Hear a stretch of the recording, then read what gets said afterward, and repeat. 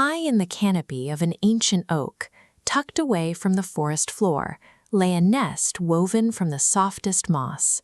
Here, the world felt permanent, quiet, and entirely safe. Pip lived here. She was a small creature of white feathers and high energy, her day spent chasing shafts of light between the leaves, never knowing a moment of true hunger. Her mother was the boundary of her world, a warm, protective weight but buffered Pip from the wind and the damp of the morning mist. This peace was bought with labor Pip couldn't see. While she played, her mother flew for miles, scouring the brush for seeds and insects, returning exhausted, just to ensure Pip's beak was never empty. Because the warmth was always there, Pip assumed it was simply part of the air. She took the effort required to feed her as a basic fact of life, rather than a gift.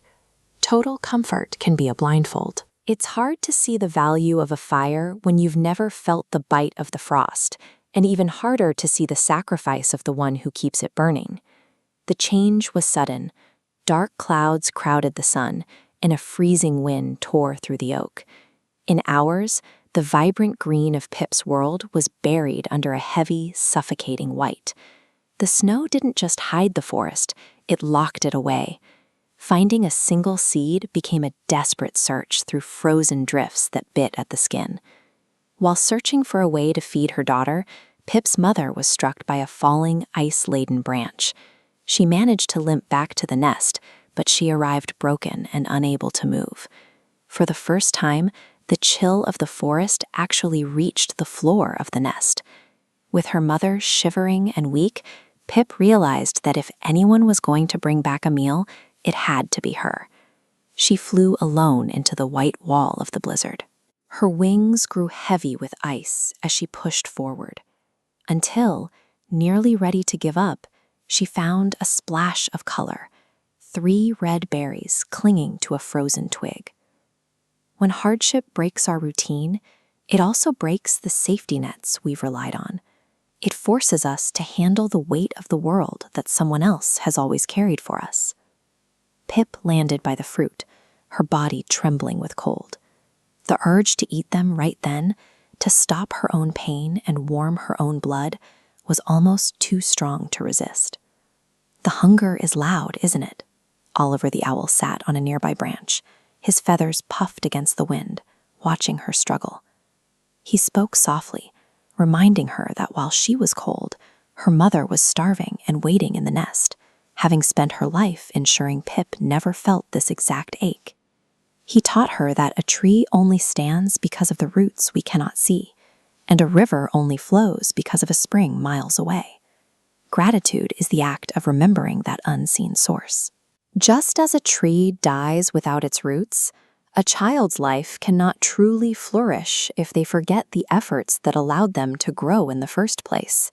He pointed to the woods around them, the lamb that kneels to drink its mother's milk, and the young crows that brave the wind to bring food to parents who can no longer fly.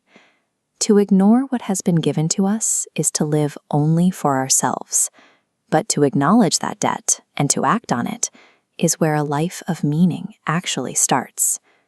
Pip looked at the berries, then thought of the years her mother had spent buffering her from the storm.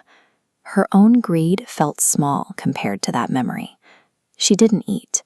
Instead, she took hold of the frozen branch, determined to bring the entire prize back to the nest. The return flight was a grueling fight against the wind.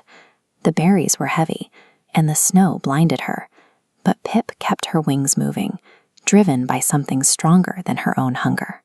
Taking the harder path is rarely a matter of strength alone. It's a matter of purpose, the kind that only comes when we act out of love for someone else. Pip finally crested the edge of the nest, dropping the life-saving berries beside her mother, who watched her with a mixture of surprise and relief. As the mother ate, Pip felt a warmth that had nothing to do with the weather. The roles had shifted. The child was now the provider, and the bond between them had deepened into something new. Pip's struggle had been seen by the other creatures watching from the hollows. Moved by the sight of such a small bird fighting the blizzard for another, They emerged from their shelters to share what they had, turning a solitary struggle into a shared survival. True resilience isn't found in what we take, but in what we remember to give back. When we stay connected to our roots, we find the strength to grow the most powerful wings.